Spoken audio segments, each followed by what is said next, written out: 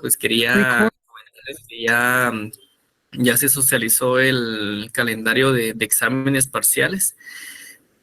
Perdón, entonces, si no estoy mal, el día 23 es que damos inicio.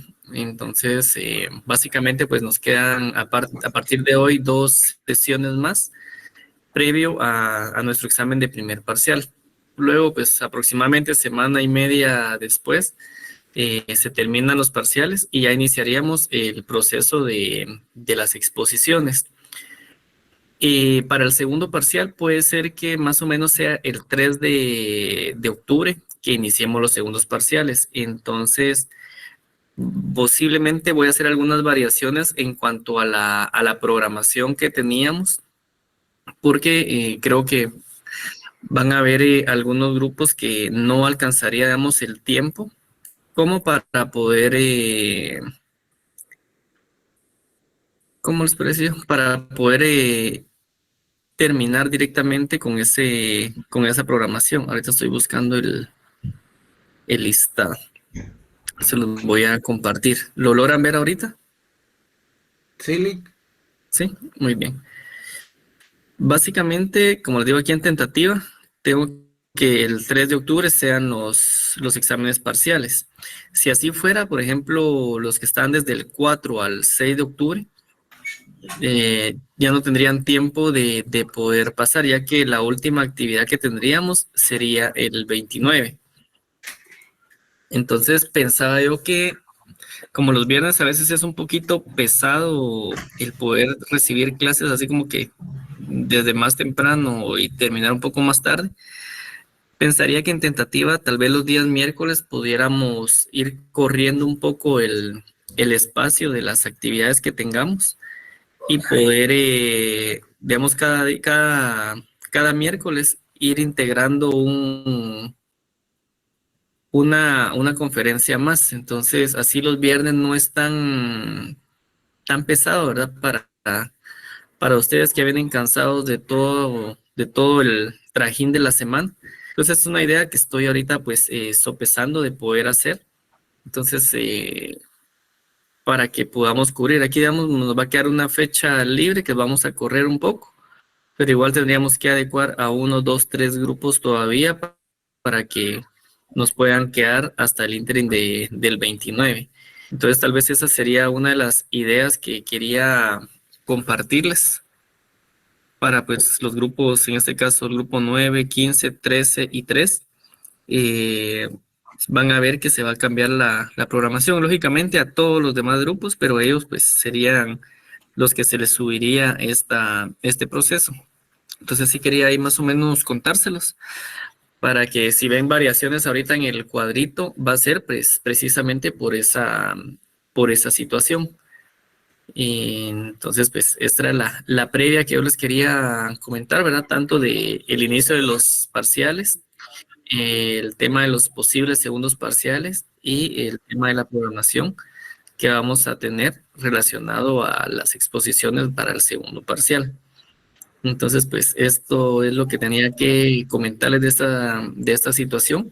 No sé si ustedes tienen alguna duda, algún comentario al respecto.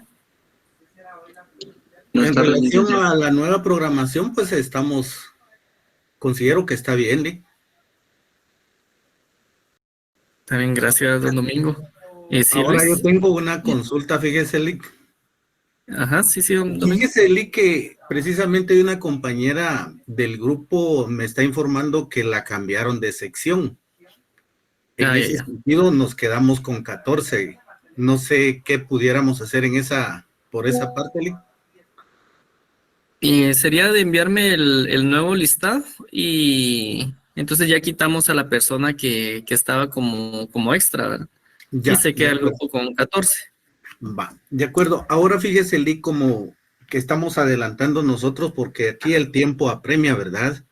Entonces, nosotros ya tenemos una propuesta de estructura, ¿verdad? Nosotros somos el grupo 3, relacionado específicamente a los derechos de los extranjeros, deberes de los extranjeros, limitaciones y prohibiciones de los extranjeros y expulsión de los extranjeros, ¿verdad? Como nosotros, como usted dentro de las instrucciones nos encomendó que fuera una tarea con estructura de punto de tesis, ¿verdad? Entonces existen muchos temas vinculantes a estos temas en sí, ¿verdad, Lick? Entonces nosotros quedamos de la manera siguiente, ya estructurado el trabajo.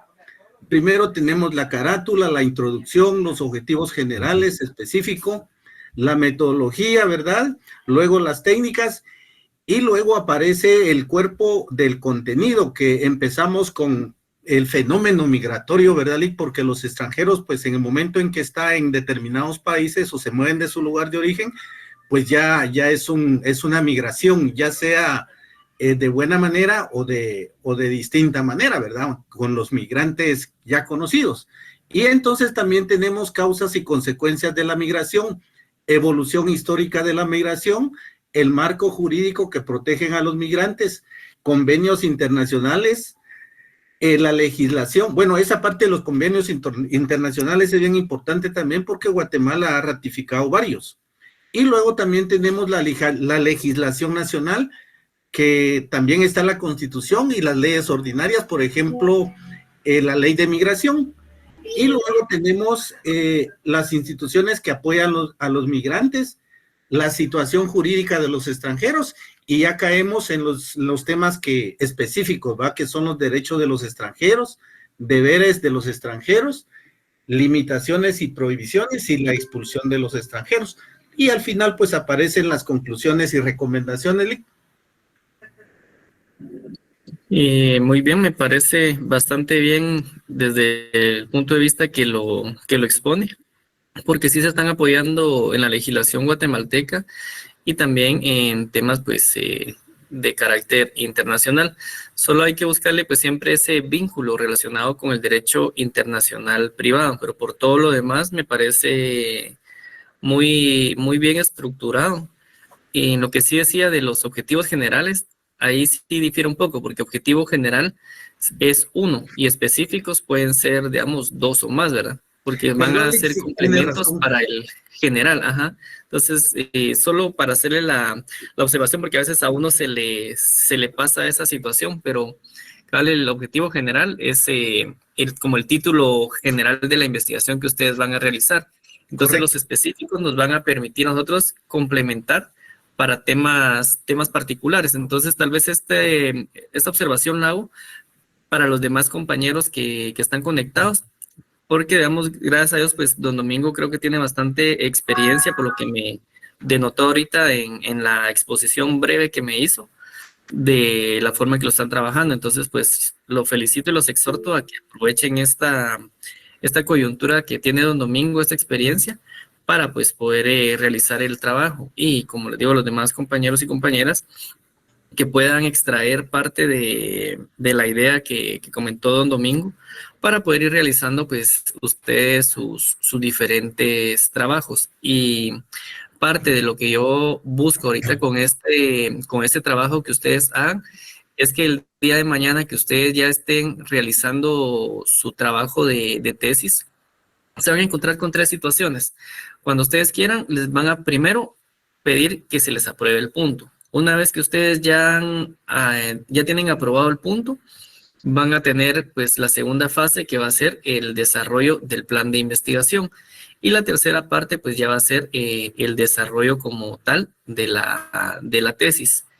Y pues esta introducción que ustedes van a hacer con este trabajo les va a permitir a ustedes tener ya como que esa base para lo que les va a tocar en el futuro. Entonces esa es parte de mi visión precisamente con esta investigación, para que ustedes tengan esa noción general de cómo realizar digamos, un plan de investigación científica más adelante. Entonces, lógicamente, pues sería un poquito difícil que yo les dé la clase directamente de cómo hacer el plan de investigación, porque esa pues yo la impartía en un aproximado de cinco sesiones, y hacíamos pues los diferentes talleres y todo para ir viendo cómo iban evolucionando. Entonces ahorita solo han sido como píldoras las que se les están dando, o matices, para que ustedes puedan desarrollar pues su investigación como tal, que como les digo va a ser un complemento para que ustedes en el futuro, cuando ya estén en su proceso para hacer su plan de investigación, tengan esa noción, ya que como les digo, cuando ustedes vayan a tocar la puerta a la unidad de tesis, se van a encontrar primero con que deben de proponer un tema de investigación, el cual pues debe de conllevar una serie de elementos que ustedes van a ir conociendo. O sea, no voy a abordarlos ahorita, o sea, muy específicamente, porque se nos iría la clase solo en eso, ¿va? Pero por ejemplo tiene que ser un tema original, tiene que ser un tema novedoso, tiene que tener una vinculación jurídica y preferentemente también una vinculación social. Y dentro de esas son 15 líneas las que ustedes tienen que desarrollar o tienen que sintetizar precisamente el tema. Entonces, dar a entender a la persona que les va a probar el punto, por ejemplo, cuál es la necesidad o la importancia de que se apruebe ese punto, o sea, cuál es ese vínculo jurídico, cuál es el problema que existe. Entonces, básicamente delimitarlo en dónde se va a realizar y en qué tiempo. Entonces, son cositas que son así como que muy específicas, muy concretas. Y una vez que ustedes ya tengan aprobado su punto, entonces ya les van a asignar en la siguiente etapa el desarrollo del plan de investigación. Es un curso de 5 sesiones o 5 clases y 13 talleres, donde se les va revisando el contenido de lo que ustedes van realizando. Entonces, por ejemplo, la pregunta de investigación, los objetivos, tanto el general como los 3 o más específicos, el bosquejo preliminar de temas. Ahorita se lo estoy diciendo en un orden, en un desorden, les voy a decir. Pero igual, o sea, la hipótesis,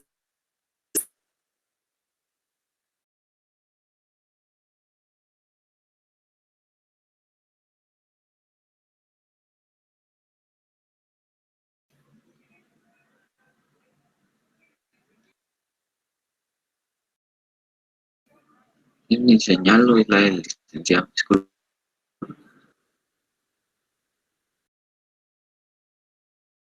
Gracias. esa es parte de la situación que ustedes se van a ir topando. Y ya después de eso, pues ya les dejan a ustedes otro curso, que son máximo de 3 sesiones, donde ya les dan todos los lineamientos de forma para poder desarrollar lo que ustedes habían hecho, que era un bosquejo preliminar de temas, que ya se va a convertir en su tesis final, la que ustedes van a ir desarrollando, ya van a seleccionar a ustedes a un asesor para que sea tanto la función de asesor como de revisor de su tesis. Entonces, por eso les decía yo la importancia que este tipo de trabajos puede tener para ustedes. Entonces no lo vean solo como un simple trabajo de investigación más que tienen que realizar y a cómo se vaya, sino que en la medida de lo posible pónganle el mayor empeño que se pueda, en virtud de que es un trabajo de investigación que ustedes están haciendo con el profesionalismo que más adelante a ustedes los va a marcar de por vida dentro de sus actividades. Entonces, de igual manera, cuando ya estén haciendo su tesis, piensen ustedes que va a ser un tema que puede ayudar al país en la solución de algún tipo de conflicto o algún tema social en beneficio de la población guatemalteca, etcétera. Y no solo la vean como regularmente dicen algunos,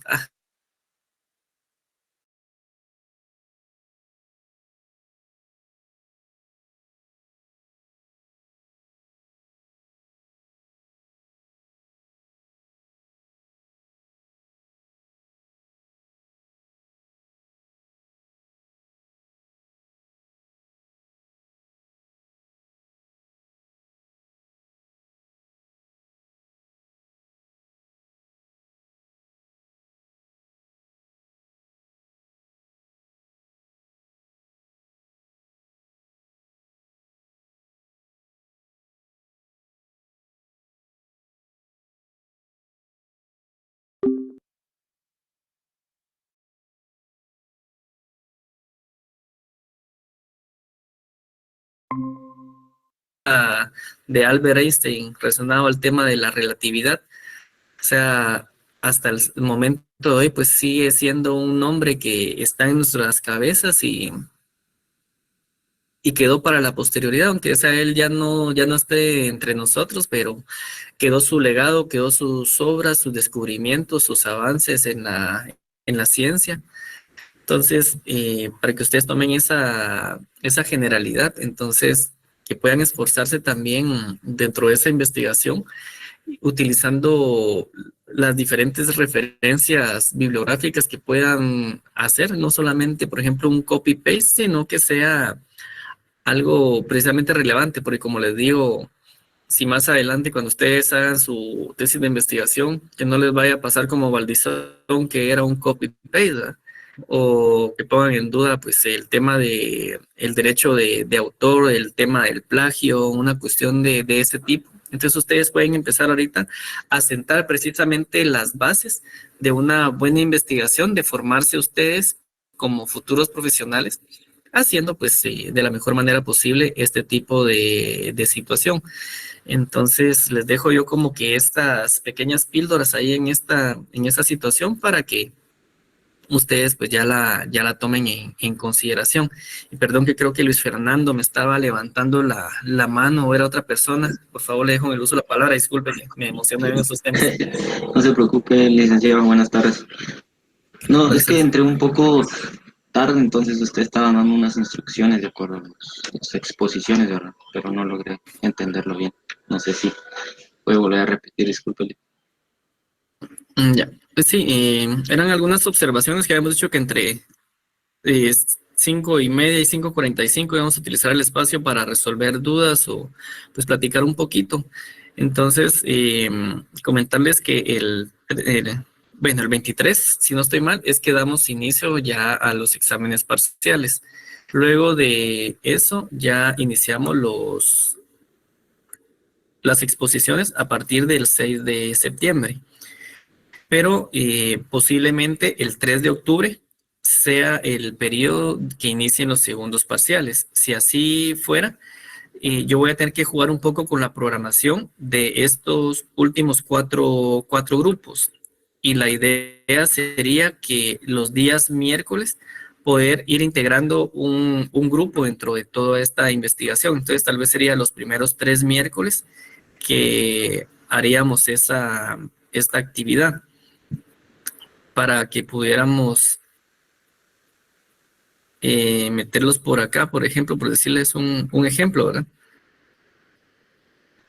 Aquí creo que pues 15, el 20, estas se juntarían acá. Entonces, tal vez en estas 3 fechas sería que se correría el tema de que sean 3 exposiciones que se...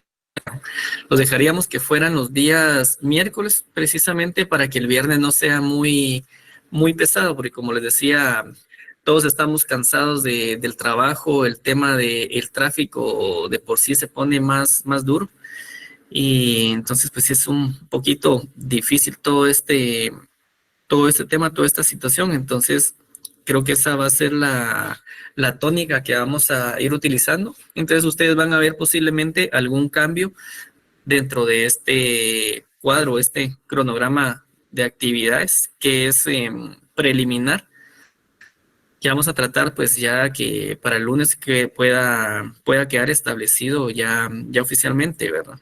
Entonces eso es lo que habíamos platicado anteriormente, Luis Fernando, y pues no sé si tienen alguna otra duda. No, licenciado, ahí estamos bien, muchas gracias.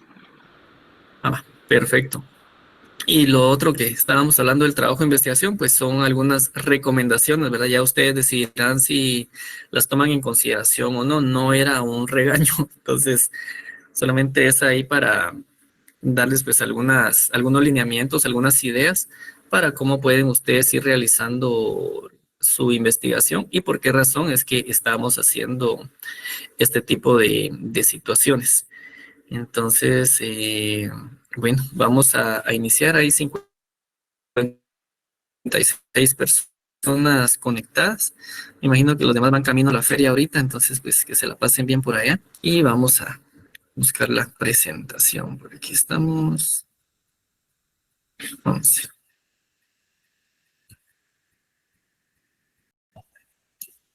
Muy bien.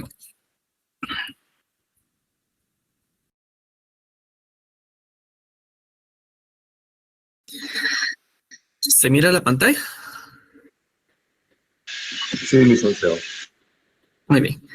La sesión anterior nos habíamos quedado hablando de las características del derecho internacional privado y pues habíamos hecho como un recuerdo de toda la carrera de las nociones generales del derecho hasta llegar pues al derecho internacional privado. Entonces utilizamos uno de los métodos, el deductivo, fuimos llegando de lo particular a lo específico y pues ya logramos comprender y recordar pues cuáles eran en este caso pues estos derechos, cuáles eran los objetos de ellos, las características como tal, y en este caso, pues, estas especiales, así como el forum shopping. Ahora, pues, ya nos toca hablar un poco de las fuentes del derecho, y pues vamos a recordar entonces tanto lo que son las fuentes nacionales como las fuentes internacionales y cómo es que estas se van dando, y también, digamos, la vinculación que en un momento dado estas han tenido a lo largo de la historia. Entonces, en algún momento, pues, vamos a recordar un poco del semestre anterior del Derecho Internacional Público para ir concretizando, pues, reconociendo por qué es que cierto tipo de fenómenos se dan también dentro del derecho internacional privado. Pero para eso, pues, tenemos que estudiar o recordar un poco precisamente lo que son las fuentes del derecho internacional. Y digamos que estas fuentes se conocen como fuentes de derecho porque son aquellas que dan origen o bien dan inicio a determinada disciplina jurídica. A partir de ello, pues entonces podemos decir que el derecho internacional privado tiene dos fuentes. Tiene la fuente nacional y también tiene la fuente internacional. Cuando hablamos de fuentes de derecho, nos referimos entonces a aquellas formas a través de las cuales se genera o nace el derecho. Entonces, a diferencia del derecho internacional público, en el cual pues se da una determinada disposición generadora de las fuentes, aquí hay una figura, digamos, más automatizada. Aquí, por ejemplo, los autores de esta ciencia pues, nos han simplificado el tema, creando, por ejemplo, tres grandes grupos de fuentes. Entonces, están las fuentes nacionales, están también las fuentes internacionales y también hay otro tipo de fuentes. Si regresamos o partimos a las fuentes nacionales, por ejemplo, tenemos que distinguir qué es una ley o una ley nacional, por ejemplo, qué es la costumbre, en este caso nacional, y qué es o cómo funciona, cómo opera la jurisprudencia nacional. Mientras que en las fuentes internacionales tenemos lo que son los tratados internacionales, tenemos lo que es la costumbre internacional y también tenemos los principios generales del derecho internacional. Y yo pues les platicaba que también existen otras fuentes que en este caso son el tema de la doctrina y otra muy especial que es denominada como una convención particular.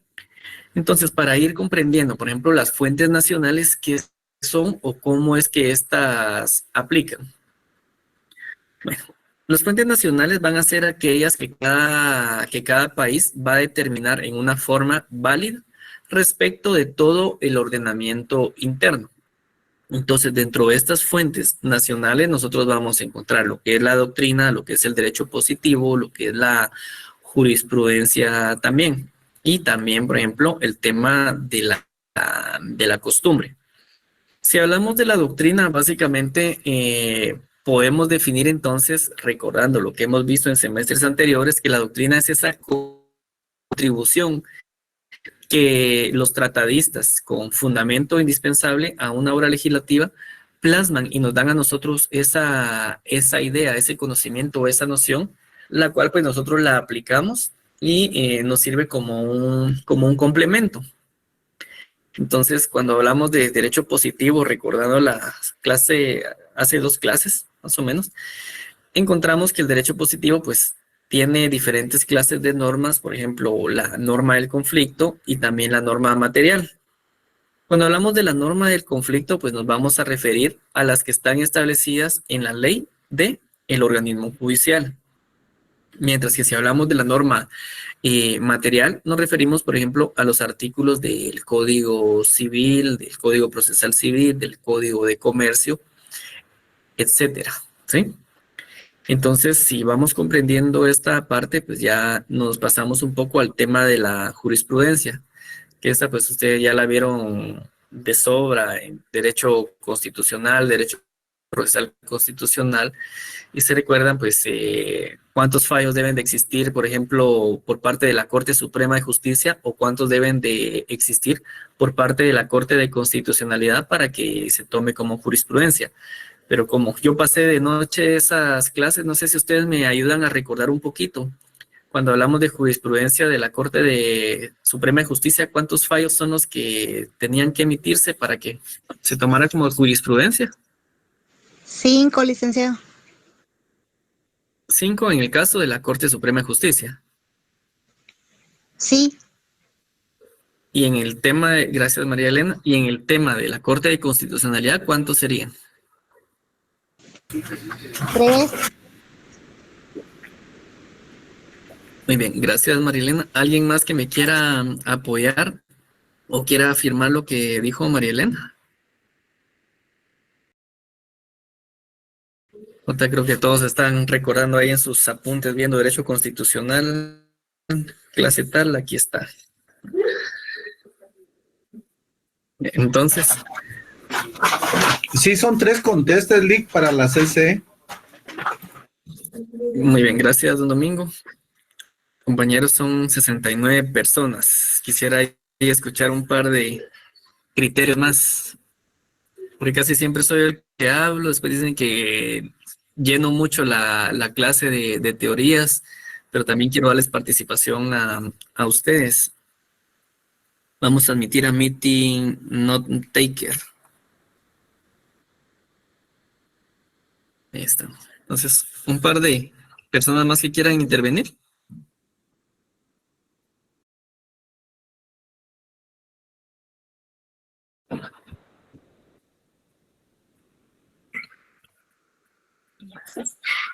Compañeros, los estoy esperando ahí, quiero escucharles.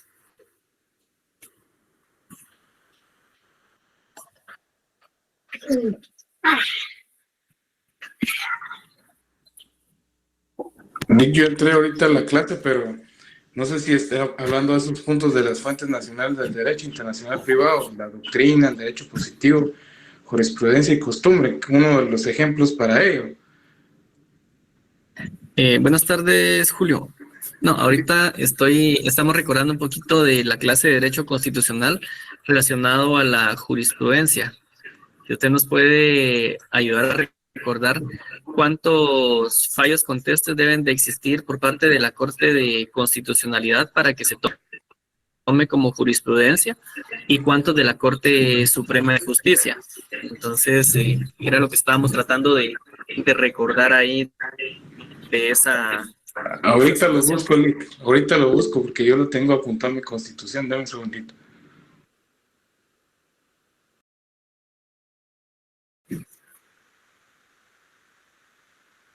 Gracias, Julio. Mientras, Richard. Sí, Richard, le escucho. Buenas tardes, licenciado. Efectivamente, como comentó la compañera anteriormente, son 5 fallos en materia ordinaria y 3 en materia constitucional para constituir jurisprudencia. Muy bien, muchísimas gracias entonces tanto a María Elena, a Domingo, o don Domingo, y don Richard, ahí por ayudarme un poquito en esta parte. Entonces, así vamos recordando nosotros también, en este caso, pues, cómo es que se conforma la jurisprudencia, ¿verdad? Y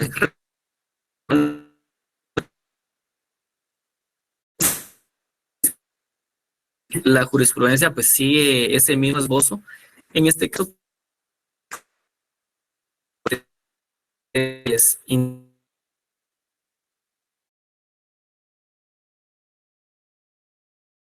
antecedentes que se van a aplicar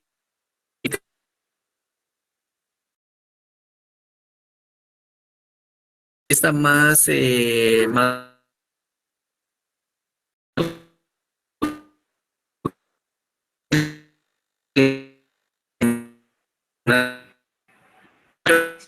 ¿verdad? La jurisprudencia también va a ser entonces esta doctrina no sé si soy que solo emana de yo los fallos o de uniformes verdad que son pronunciados por los tribunales y que van a versar pues la Corte Suprema de Justicia. Perdone, su señal está fallando. Se escucha A buscar otro lugar, puede estar un poco más cerca del router, ¿verdad? Vamos a tratar muy bien.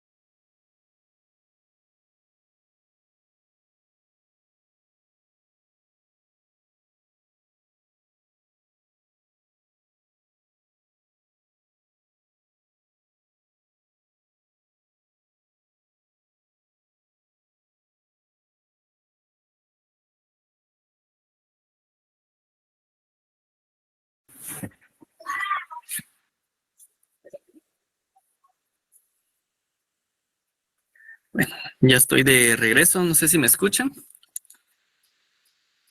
Sí, Lick, más claro. Dick, ya encontré la doctrina, la ley de exhibición personal, Dick, que cabal la tenía yo apuntado en mis notas, era el artículo 43. Lo voy a leer: la interpretación de las normas de la Constitución y otras leyes contenidas de las sentencias de la Corte de Constitucionalidad.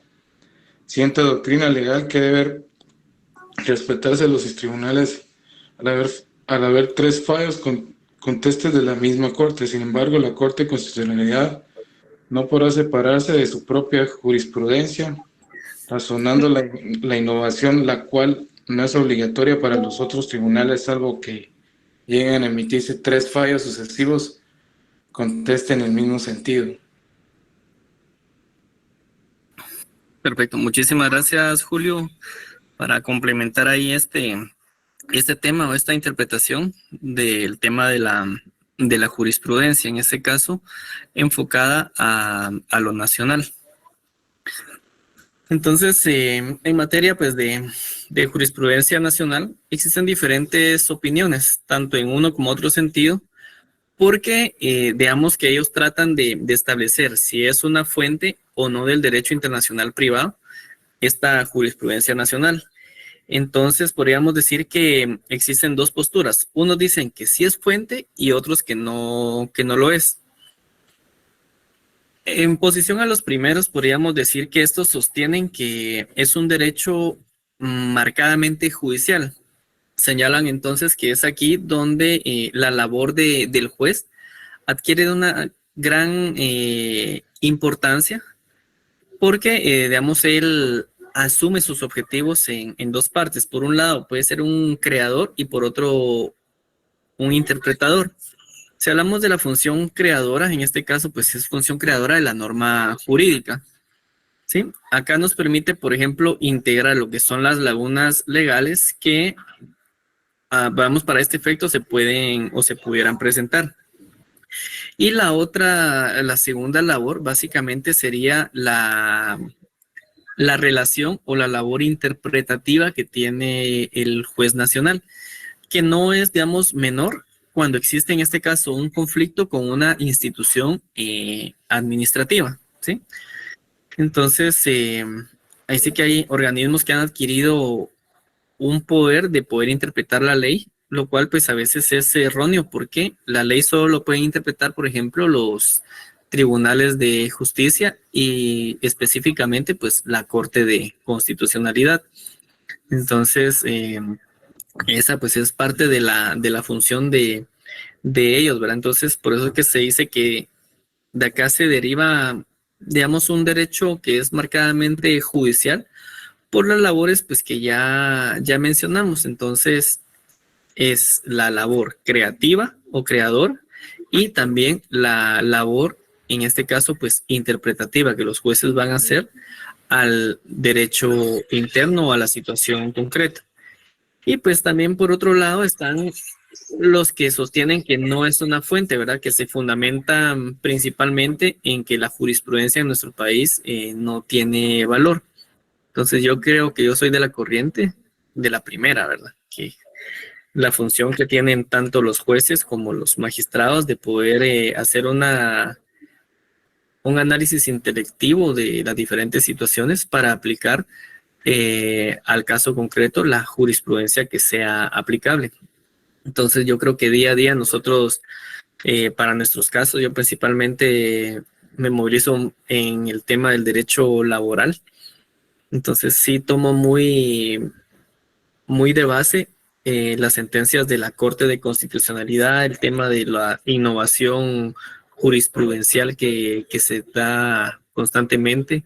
Por ejemplo, consulto las gacetas de la Corte de Constitucionalidad, también las gacetas de la Corte Suprema de Justicia.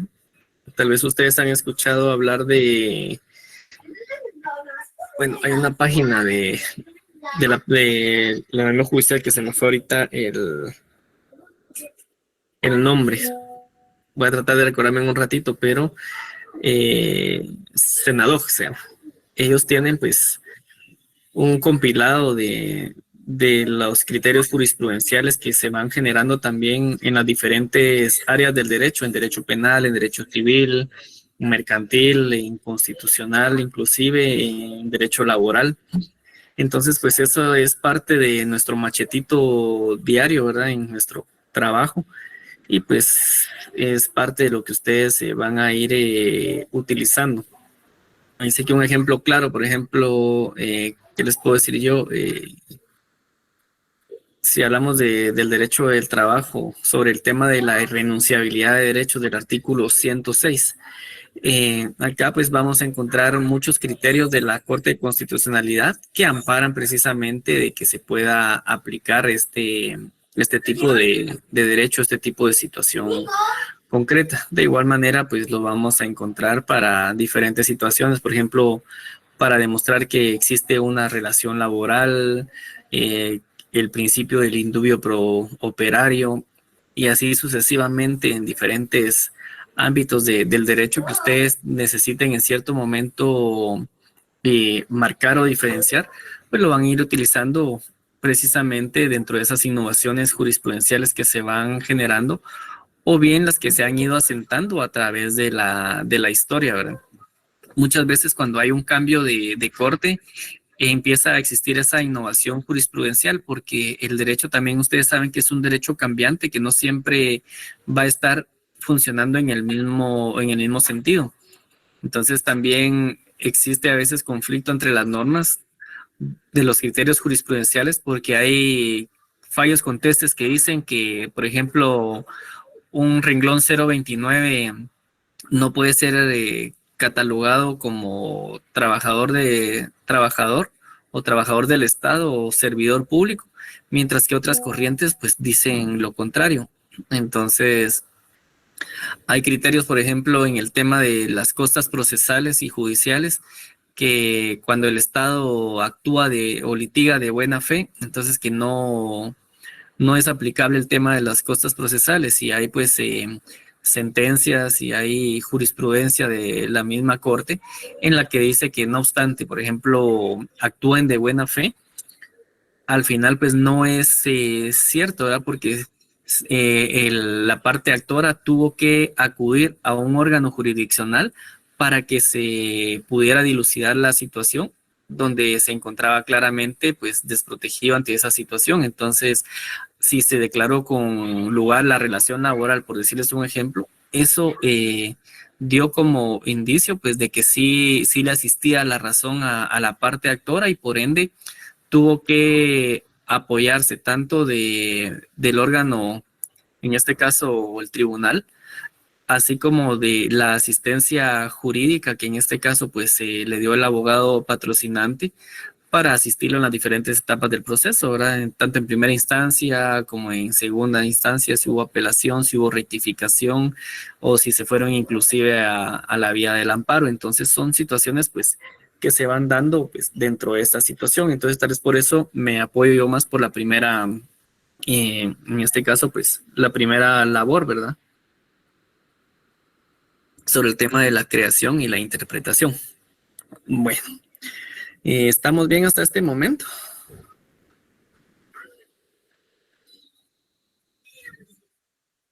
Muy bien. Blanca me levantó la manita, imagino que es un sí. Ustedes son muy chiviados, compañeros. El semestre pasado eran un poquito más participativos. Dile que O aquí tal vez les estamos gustaba más derecho internacional público, creo yo. ¿Qué manda, don Julio? que no quieren participarle, les da miedo hablar, hombre. Y hay Se que chivean un poco. abogado que no habla, estamos fregados porque el abogado tiene que hablar, tiene que discutir, siento yo.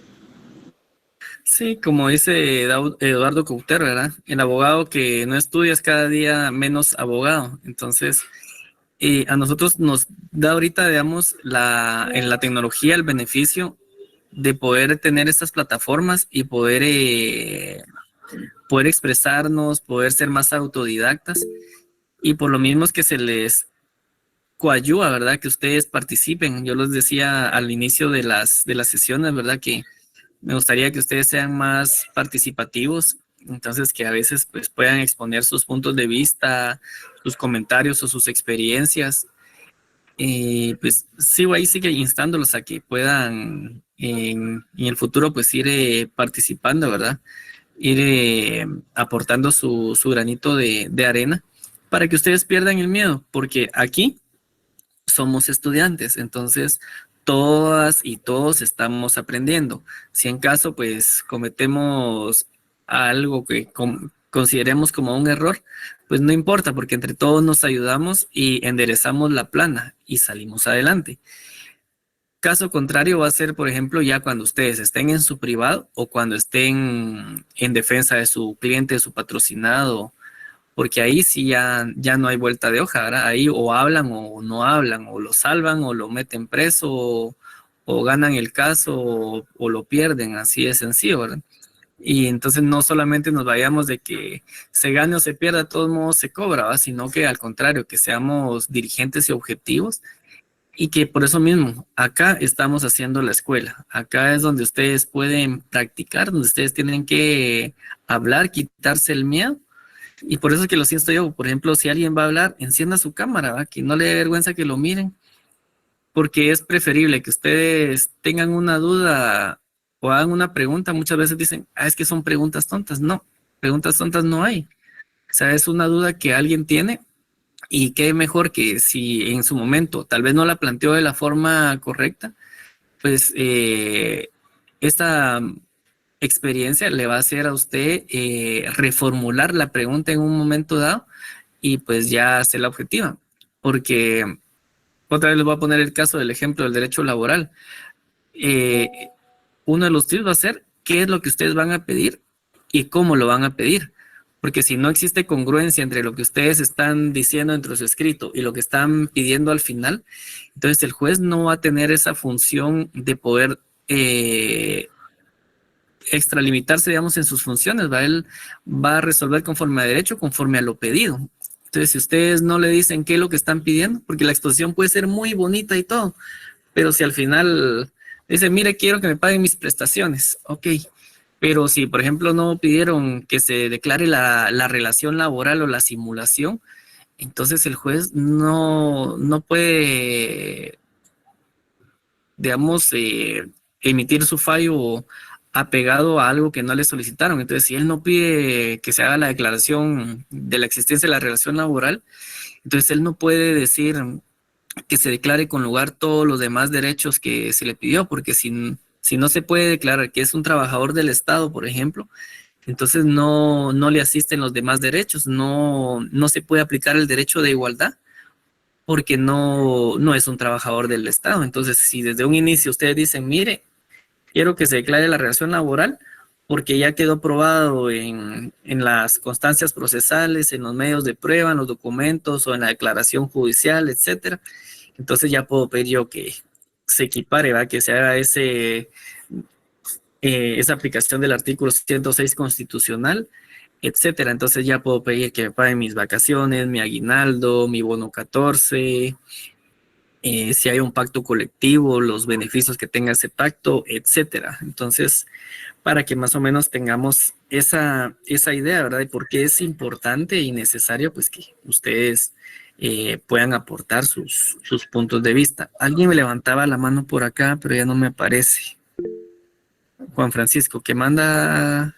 Buenas noches. Buenas noches, Nick. Solo una duda. Fíjese que en relación a la jurisprudencia yo tenía conocimiento de que son los fallos que el juez, el tribunal de la Corte de Constitucionalidad emite, ¿verdad? Pero mi pregunta es en base a cuando se reforma una ley. No sé por qué, pero el Congreso aprueba la ley y todo, pero no hay como congruencia en cuanto a los derechos constitucionales de las personas y se emite la ley, ¿va? O sea, no sé por qué la jurisprudencia no actúa también en base a las reformas de una ley. Bueno, gracias, Juan Francisco. Aquí puede suceder una serie de factores. A veces nuestros congresistas no necesariamente pues son personas letradas y no por eso me estoy refiriendo yo o haciendo algún tipo de discriminación, porque, o sea, son, al igual que cada persona, ¿verdad? Cada quien tiene un conocimiento, una aptitud que no tienen todos los demás. Entonces, por ejemplo, el tema político, el de hablar en público y todas esas cuestiones, se les da bastante, pero ya cuando llegan al Congreso, a veces sí se necesita algún tipo de conocimiento específico, concreto, para los temas que se van a tratar. Si bien es cierto, ellos van a decir, miren, para eso tengo mis asesores que van a hacer el trabajo por mí, ¿verdad?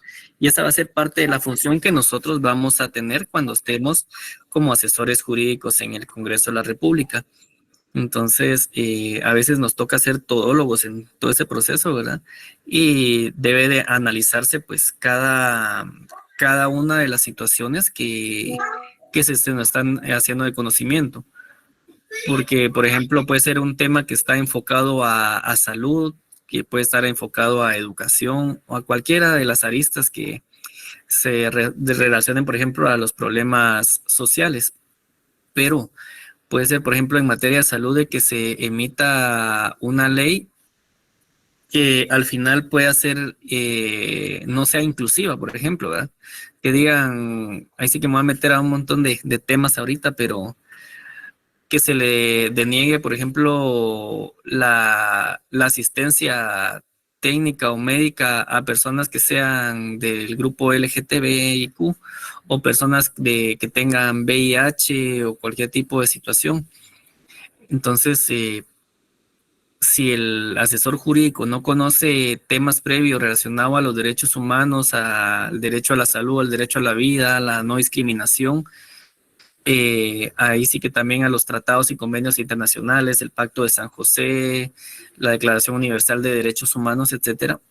Entonces van a existir diferentes conflictos que van a hacer que una ley pues vaya a adolecer de vicios fundamentales donde se van a violentar diferentes derechos constitucionales, porque acá no se da de que, bueno, voy a emitir una ley, pero voy a pedirle a la Corte de Constitucionalidad que me emita un dictamen jurídico para ver si es procedente o no. Entonces, sino que es la función intelectiva muchas veces del asesor jurídico, o otras veces también obedecen, por ejemplo, Juan Francisco, al hecho que son presiones políticas, que solo es por quedar bien con un cierto grupo de la población, porque se viene algún evento importante, porque se quiere desviar la atención de algún otro tema, o sea, son estrategias políticas que se desarrollan. Sin embargo, pues se pasan llevando muchas veces, pues, a lo que realmente importa o debería importar, que es la población guatemalteca, esos grupos sociales, los grupos vulnerables que en su momento puedan existir, y que también no solamente pues a estos grupos, muchas veces las normas que se emiten también tocan a los grandes y poderosos, a los terratenientes, a los finqueros, al CACIF, a todas esas cámaras. que no se dan cuenta, ¿verdad? Por ejemplo, también el tema de hace algunos años cuando vino el tema de la CICIG, al principio todos, pues, sí, quedemos bien ante la comunidad internacional, cuando se dieron cuenta, pues, que esta misma situación les vino a afectar a ellos.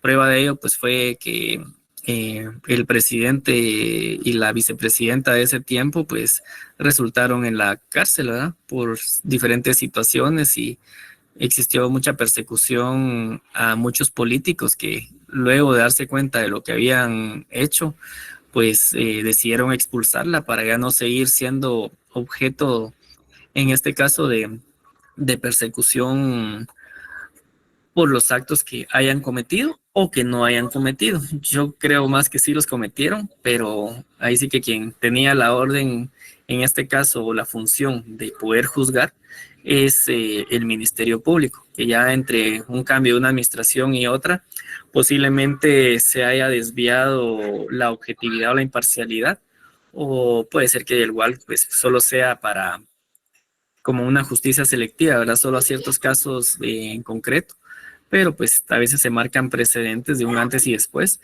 que ya tratan también de encontrarle pues las fallas, ¿verdad? O echa la ley, echa la trampa, dicen por ahí. Entonces, todo eso es parte de la situación que sucede, estimado Juan Francisco.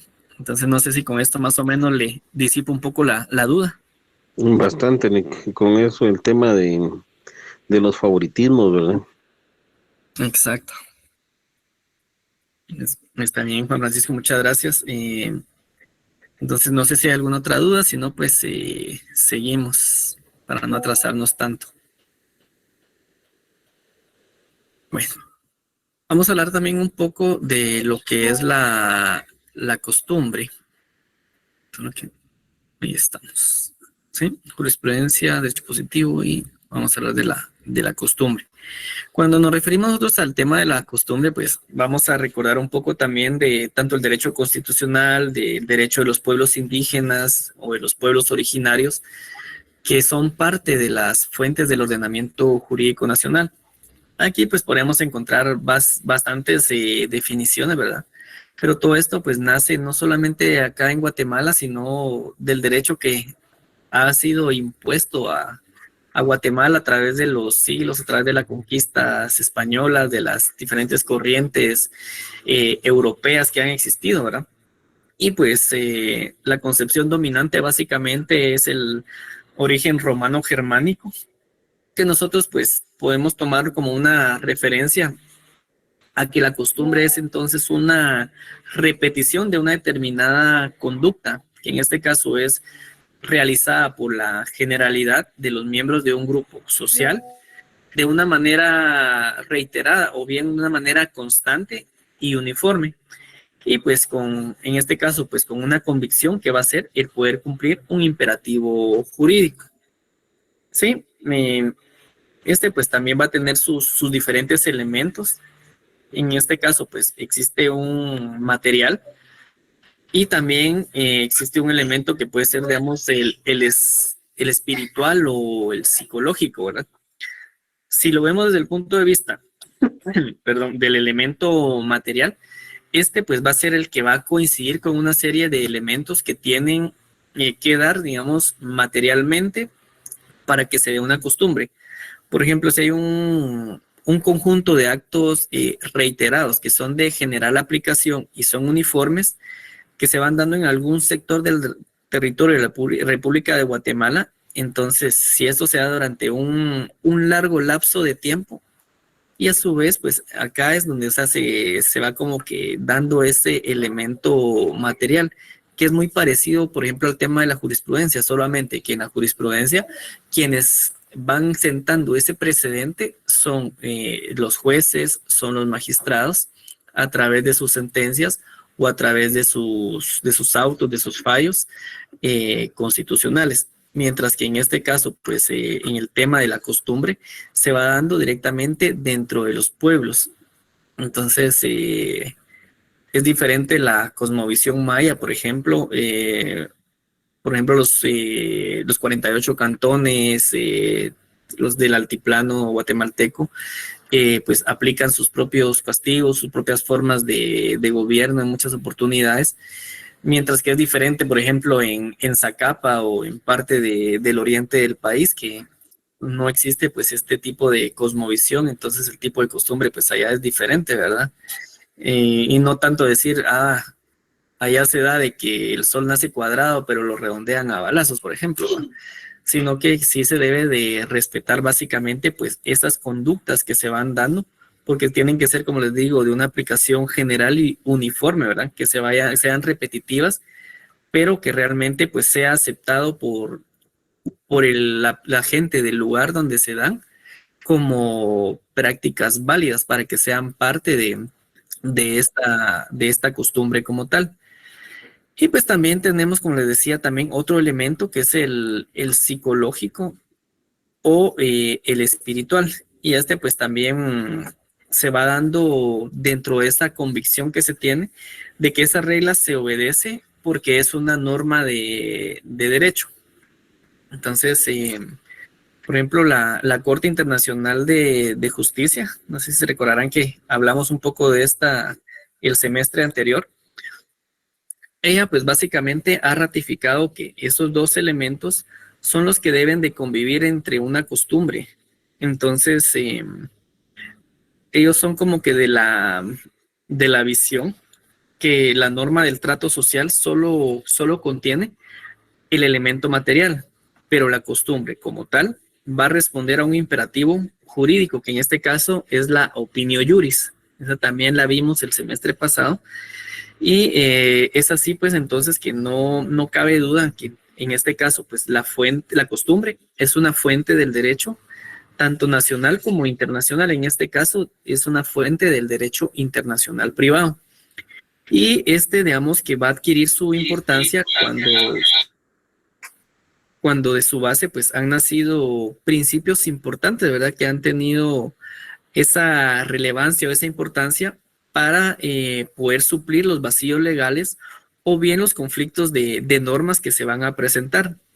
Es así como, por ejemplo, la ley del organismo judicial, ya a través del artículo 21 al 35, pues nos van demostrando, denotando esa situación. Por ejemplo, aquí es donde nace el principio de locus regit actum, el tema de la libre contratación, el tema de la lex fori, etcétera, ¿verdad? Entonces, en nuestro ordenamiento jurídico, la costumbre solo constituye derecho, en este caso, cuando la ley se remite a ella. Entonces se denomina esta costumbre según la ley y pues por el contrario tiene una mayor amplitud, digamos, en materia comercial, en que no solo, por ejemplo, se aplica cuando la ley se remite a ella, sino cuando ésta lo que va a hacer es a suplir la falta o bien una existencia de un silencio legislativo. Entonces, esta situación pues está referida a algunas convenciones que se van analizando, realizando, ¿verdad? Como parte de la obligación, en este caso, pues de poder aplicar estas al derecho común. Y también encontramos pues las fuentes del derecho internacional privado, que nos vamos a basar siempre al derecho positivo.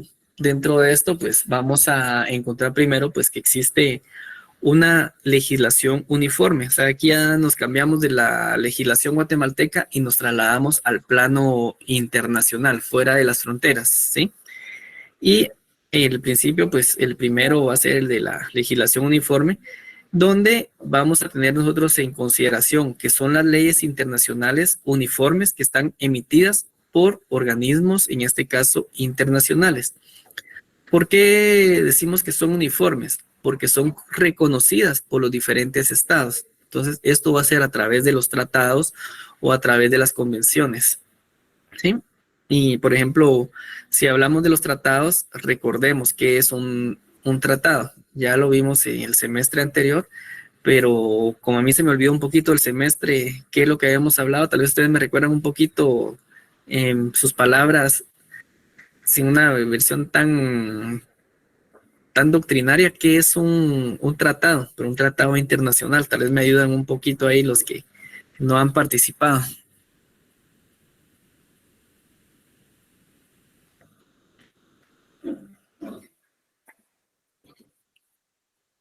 El tiempo es tuyo, compañeras y compañeros. Buenas noches, Eric. Un acuerdo entre Estados, licenciado, disculpa. Muy bien, muchas gracias. Vamos a ver aquí a las personas que están conectadas. Yo diría que también que son tratados, ¿verdad?, que están vinculados entre los estados y que por eso es internacional, porque se acopla la normativa que ellos indican a los diferentes estados que escriben, valga la redundancia, o celebran este escrito, ¿verdad?, entre ellos. Muy bien, gracias. Vamos a pedir aquí para Cándido, ¿qué es un tratado internacional? Cándido Joel Bautista. Licenciado, en pocas palabras, podría decir yo que es un trato, ¿verdad?, que hacen entre estados. Y como cada estado tiene sus propias normas, entonces ahí es donde se vuelve internacional. Muy bien, gracias, Cándido. Para Damaris Judith Escobar, ¿qué sería un tratado internacional?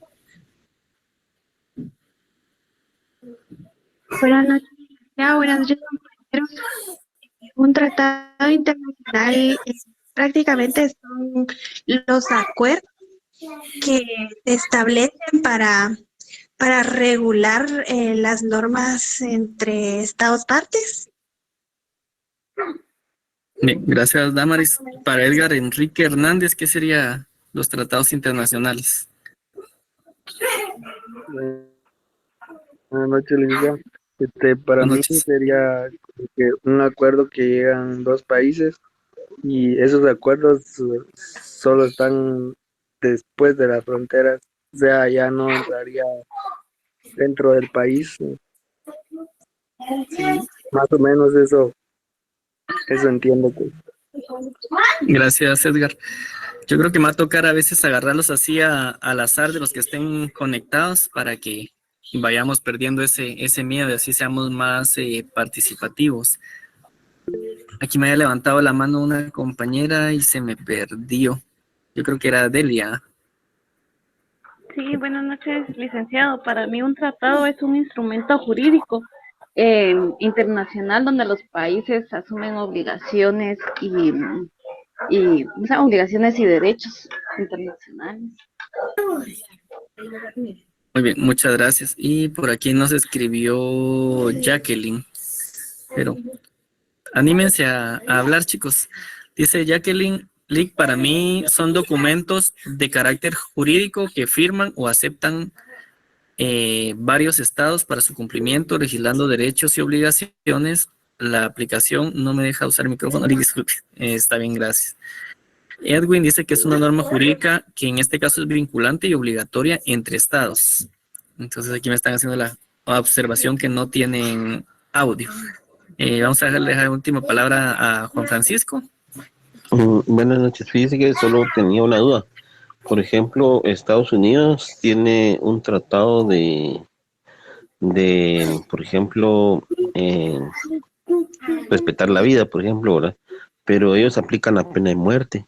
Entonces, mi duda es, ¿ellos están dentro de estos tratados o solo son países así, embajadores o no sé? Muy bien. ¿Cómo puedo plantear de una forma empírica el tema de Estados Unidos? Estados Unidos es uno de los estados principales, de las mayores potencias mundiales, que siempre quieren estar metido en todo, que quieren tener el control de todo lo que sucede, ser como garantes del proceso, estar en todos los procesos de negociación, pero al final ellos nunca firman nada. Ellos siempre se van a basar en su propia legislación. Entonces, al igual que Cuba, por ejemplo, hay varios tratados que ellos no han firmado. Entonces, son parte de la Organización de los Estados Americanos, pero ellos no reconocen mucha esa situación. Por ejemplo, el tema ahorita de la guerra Ellos no aplican el tema de la Corte Internacional de Justicia sobre toda esta situación, pero quieren que se aplique a otros estados. En el caso, pues, de Rusia, ahorita o sea, quieren declarar, por ejemplo, a Putin como en este caso, pues, se me va la palabra ahorita específica, pero básicamente como crímenes de lesa humanidad los que él está cometiendo, ¿verdad? Pero, por ejemplo, Rusia y Estados Unidos no son signatarios de este tipo de documentación. De igual manera, pues sucede acá en el tema de la pena de muerte. Entonces, ellos no son signatarios del Pacto de San José, o sea, ellos se reservan, utilizan la reserva para decir de que ellos se van a adherir, digamos, en el momento que ellos lo consideren. Sin embargo, en este momento, o sea, es contraria a esa norma con el ordenamiento jurídico interno de ese país. Entonces, es la forma en la que ellos olímpicamente se lavan las manos, pero después si quieren aplicar de que otros países son violadores de los derechos humanos, cuando ellos pues no pueden a veces ni siquiera pues preservar ese tema dentro de su país. Existe mucho racismo, por ejemplo, ¿verdad? Se han dado cuenta del tema de la comunidad negra, que pues son violentados en sus derechos, son mutilados o son objeto de asesinato por el exceso de fuerza por parte de la policía, mientras que no sucede lo mismo con los blancos, ¿verdad? Entonces, también los latinos son objeto de muchas situaciones. Entonces, todo eso radica precisamente, Juan Francisco, en el hecho o las situaciones que Estados Unidos es parte, pero no firma. Entonces solo avienta a los demás que ellos sí se comprometan, que se comprometan internacionalmente, que firmen los diferentes tratados que se puedan aplicar en sus países, pero al final ellos solo miran de por arriba cómo es que se están haciendo las situaciones. Algo así como el tema del tercer país seguro. No sé si ustedes se recordarán cuando Degenhardt, pues básicamente era un títere ahí en la administración de Trump, y creo que Donald Trump estaba así como en una posición así esperando que firmaran ese tratado de tercer país seguro. Entonces estaba pues una figura de Estados Unidos ahí como signatario del documento, igual que Degenhardt, que solamente pues estaba siguiendo la instrucción que tenía él, en este caso como ministro de gobernación, de firmar un documento que iba a comprometer, pues en este caso a Guatemala, a poder dar esa figura de tercer país para las personas que fueran a pedir una protección especial, en este caso pues como un asilo a Estados Unidos. Entonces pues tenían que llegar primero a Guatemala a solicitar para poder pasar a Estados Unidos, para que ellos decidieran. Lo que estaban haciendo era evitando de que llegaran directamente y se entregaran a la frontera y que invocaran de que eran perseguidos en su país por temas de violencia, inseguridad y cualquier otro tipo de situación. Entonces México pues tampoco se daba abasto. Entonces son algunos de los ejemplos pues que pueden ir sucediendo en estos casos, ¿verdad? Entonces, Gracias. más o menos solventarle un poquito la duda, ¿verdad? De cómo es que operan otros países. En cambio, Guatemala a veces agarra a diestra y siniestra de aprobar, y muchas veces es por la misma presión internacional, que Guatemala no puede decir no a algunas situaciones, ¿verdad? Porque son obligados por otras potencias para no perder algún trato preferencial, ya sea a nivel de estados o bien pues por cuestiones políticas entre personas, por ejemplo, del CACIF o de la Cámara de Industria, otro tipo de situación como tal. Entonces, regresando un poquito al tema de los tratados, pues ya dentro de lo que platicamos, pues es ese acuerdo entre estados que existen, ¿verdad? Que pueden ser tanto bilaterales o multilaterales. Entonces, sí existen por lo menos 2 o más estados que deben de estar implícitos para que se pueda ejecutar. Y también existen, por ejemplo, los convencionales, ¿verdad? Las convenciones, que son similares en cuanto a su redacción, pero pues también tienen, por ejemplo, la diferencia de que sus normas, en este caso, pues repercuten como normas de conducta para los habitantes de los países que lo suscriben. Entonces, podríamos establecer, pues, que son aquellas que son comunes, por ejemplo, a dos o más países, y pues también tenemos lo que son las fuentes internacionales, ¿verdad? Que son los tratados internacionales, que son la costumbre internacional, la jurisprudencia internacional y también los principios generales del derecho. Entonces, pues, cuando hablamos nosotros ya de los tratados internacionales, solo que alguien me levantó la mano acá. Alguien quiere unirse a la llamada. Ahí estamos. Creo que no nos falta nadie. Hablamos pues que los tratados internacionales en general pues ya un concepto más amplio pues se refiere en este caso a un acuerdo que está concluido por dos o más sujetos, en este caso del derecho internacional, que tienen en este caso la capacidad para poderlo celebrar, que están regidos en caso por este y están destinados a poder producir los efectos jurídicos cualquiera que sea su denominación. Entonces debe ser de aplicación forzosa una vez que esos ya están aprobados y ratificados por Guatemala y o que han sido depositados a nivel internacional. Entonces las fases de aprobación del tratado, pues lo vimos el semestre anterior, ¿verdad? Entonces solo estamos dando pinceladas en cuanto a esta situación. Esto pues en cuanto al criterio amplio, ¿verdad?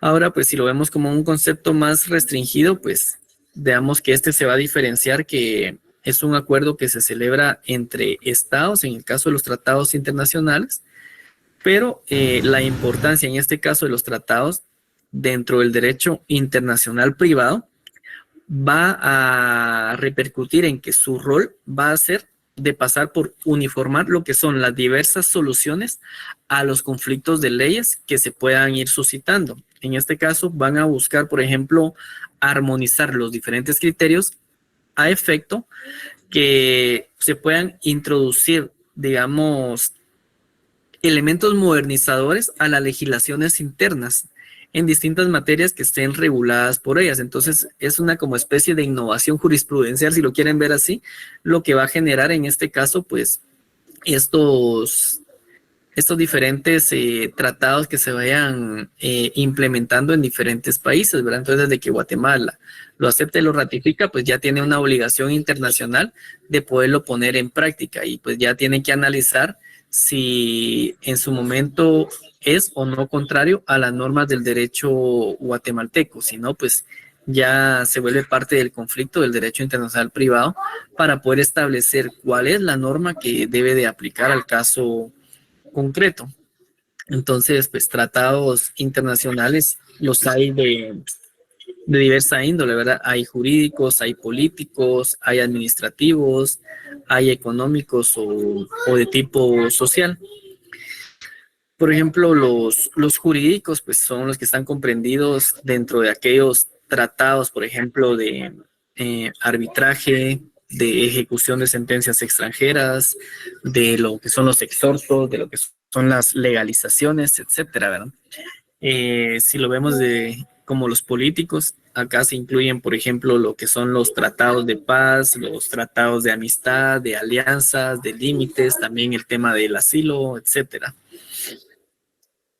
También les dije los administrativos, ¿verdad? Vemos que entre los administrativos pueden estar, por ejemplo, los tratados de propiedad intelectual, de propiedad industrial, de uniones postales, por decirles como una referencia, ¿verdad? Y existen también los que son de índole económico de tipo social, dentro de los que podríamos tomar como referencia los tratados de comercio, tratados de libre comercio, los tratados de navegación, los tratados de pesca. Entonces, pues todos esos son muy importantes, ¿verdad?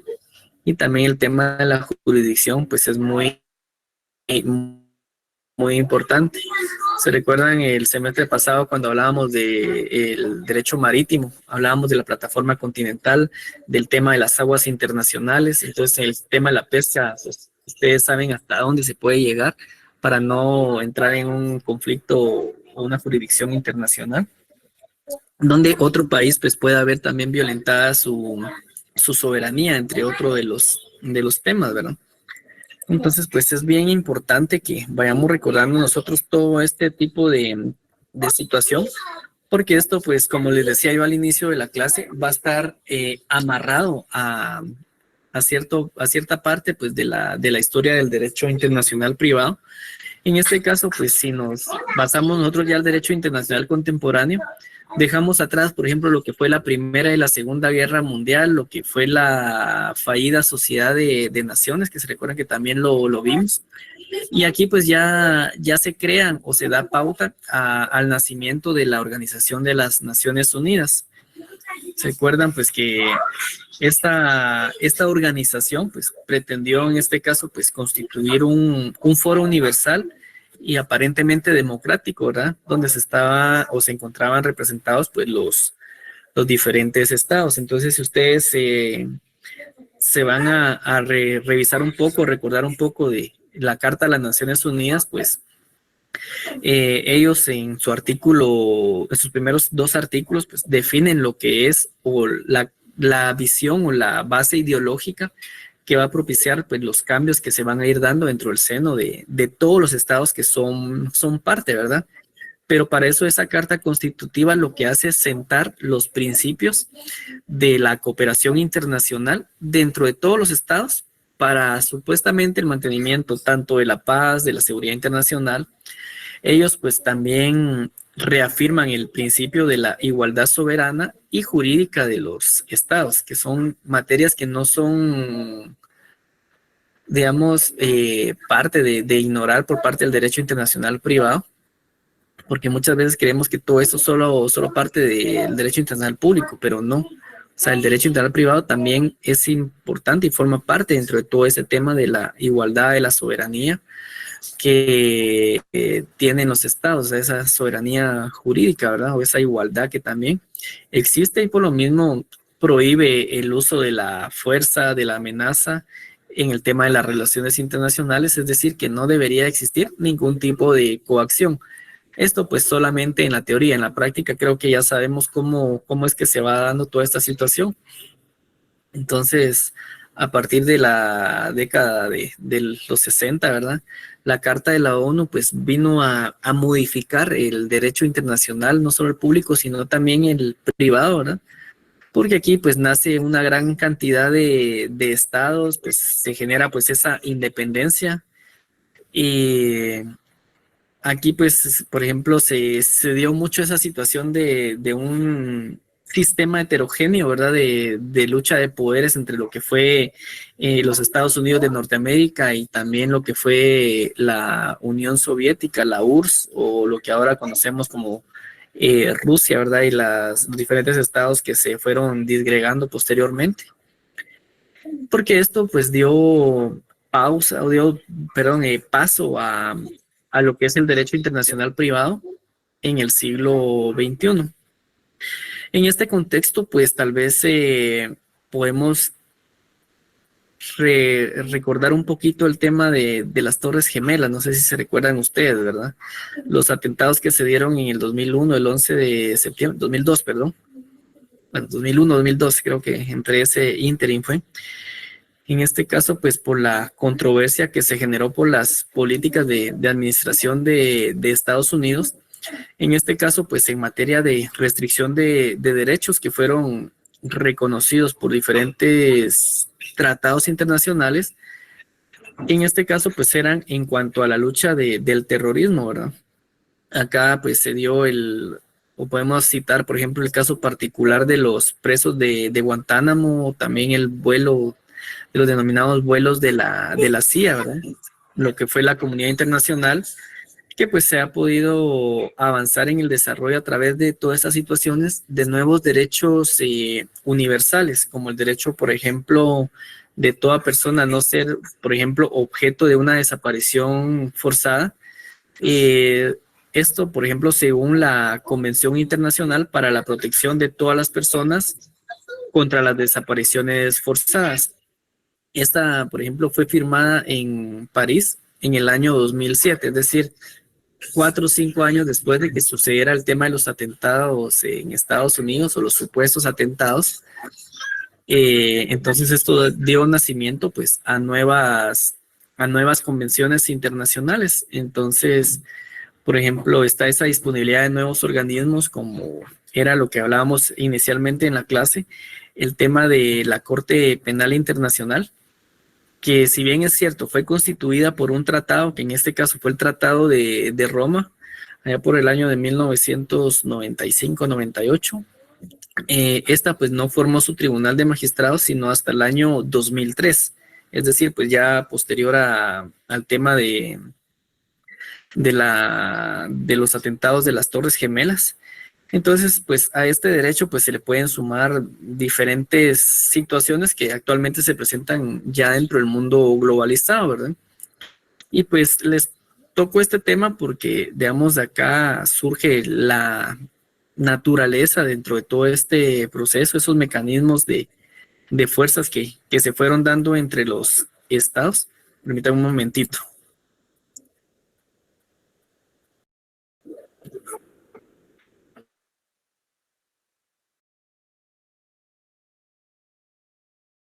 Está tocando el timbre. Gracias.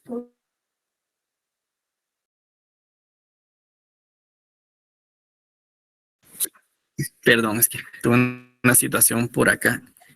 Igual estoy viendo que ya casi se nos está yendo el tiempo. Pero vamos aquí, quería caer yo a la situación pues de la comparación que se realiza entre el derecho nacional y el derecho internacional. Porque toda esta situación de la Corte Internacional de Justicia, del tema de las Torres Gemelas, pues nos permiten poder comprender las diferencias que se van dando entre esas. Gracias. Por ejemplo, en los derechos nacionales existe un legislador central que en este caso pues va a dictar lo que son las leyes que deben de cumplir los ciudadanos. En el derecho internacional, las normas jurídicas son fruto de la voluntad de los estados. Entonces, lo más parecido a esta situación es, digamos, o a este tipo de órganos, es lo que conocemos hoy como la Asamblea General de las Naciones Unidas. Y si hablamos de las fuentes de producción de estas normas internacionales, son muy distintas a las nacionales. Primero, porque nos encontramos con los principios que son imperativos del derecho internacional, o sea, los derechos erga omnes, que, veamos, estos no pueden ser modificados ni derogados, a no ser que sea por otra norma con carácter imperativo. Entonces, para ir concluyendo, por una parte, los tratados internacionales se aplican solamente a los estados que lo han ratificado. Y las leyes nacionales, en cambio, se van a aplicar a todos los ciudadanos por igual. De otra parte, pues en el tema de la costumbre internacional, como habíamos platicado, pues consiste en una serie de usos que los estados han venido repitiendo de una manera constante con la convicción de que son obligatorios, ¿sí? Y por último tenemos también lo que son los principios generales del derecho, que estos se van a utilizar cuando no exista una determinada norma, o sea tratados o sea costumbres para un determinado hecho. Entonces, es decir, que cuando haya lagunas en el derecho internacional, es que estas van a ser aplicadas, la costumbre internacional. Digamos, a la hora de aplicar estas normas, básicamente, si nos vamos a la legislación, tendríamos que irnos precisamente al Estatuto de la Corte Internacional de Justicia. Yo creo que el artículo 38 fue uno de los torales en el examen del segundo parcial del semestre pasado, ¿verdad? Entonces les pediría ahí de que vuelvan a darle una revisadita a ese artículo, porque de este pues se desprenden varias situaciones. Por ejemplo, habla de las convenciones internacionales, también habla de lo que es la costumbre internacional, sobre lo que es los principios generales del derecho que son reconocidos por las naciones civilizadas. Están, por ejemplo, también las decisiones judiciales y las doctrinas no publicistas, ¿verdad? Que en este caso pues se complementa con el artículo 59 también. Está la disposición que no restringe la facultad de la Corte para decidir un litigio ex aequo et bono. En este caso, si las partes lo convienen, ¿verdad? Y por último, pues las convenciones o los tratados internacionales y también las demás fuentes, pues deben en este caso ser conforme a las normas imperativas del derecho internacional. Se recuerdan que cuando hablábamos de esas normas imperativas del derecho internacional, nos referíamos a las normas del jus cogens. Entonces, para que también lo tomen ustedes en consideración, y precisamente porque estos están llamados a ser actos jurídicos unilaterales, según los cuales entonces un país puede obligarse por sí mismo, en este caso a nivel internacional, ¿a través de qué? De una declaración de voluntad en tal sentido. Para ello, pues se deben de cumplir ciertos requisitos. Estos requisitos, por ejemplo, son la intención inequívoca, en este caso, de obligarse, y también lo que es la licitud del objeto y también de la finalidad. Además de que quien realice esa declaración debe tener la capacidad para poder obligarse internacionalmente, o sea, obligar a su país, como por ejemplo puede ser un jefe de Estado, puede ser un jefe de gobierno, un ministro de Asuntos Exteriores, o también aquellas personas a quienes el Estado de forma reiterada demuestre haberles otorgado tal capacidad. Guatemala, no sé si recordarán ustedes cuál es la figura. Si nosotros tenemos un jefe de Estado, tenemos un jefe de gobierno, tenemos un jefe que funja las dos funciones, jefe de Estado y jefe de gobierno, o cómo es que funciona. ¿Se recordarán ustedes? Que me ayuden un poquito.